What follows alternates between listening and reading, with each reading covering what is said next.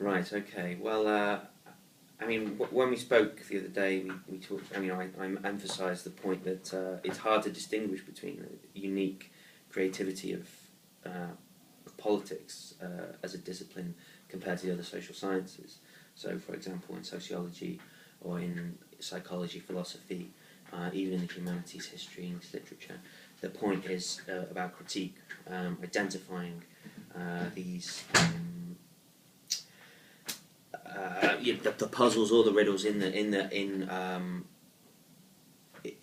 subjects and topics and issues, and analysing them and identifying what might seem like a problem or something that's counterintuitive or intuitive that doesn't make any sense, and then trying to understand that in a different way, in a way that does make sense. So the identification of a riddle or a puzzle, exploding that problematic, I suppose, is one way of thinking about it, and then reconstructing that issue in a new way and understanding it in a new way that makes more sense or that has a more kind of explanatory satisfaction than the previous way.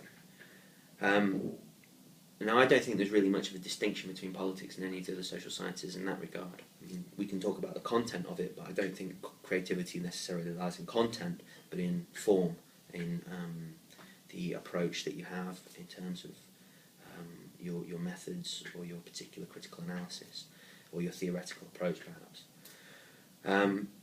So, I mean, I'm afraid I can't really give you any kind of concrete or specific points about the natural creativity of politics as a discipline, because, as we all know, politics is a kind of construction, a false idea about how the world is.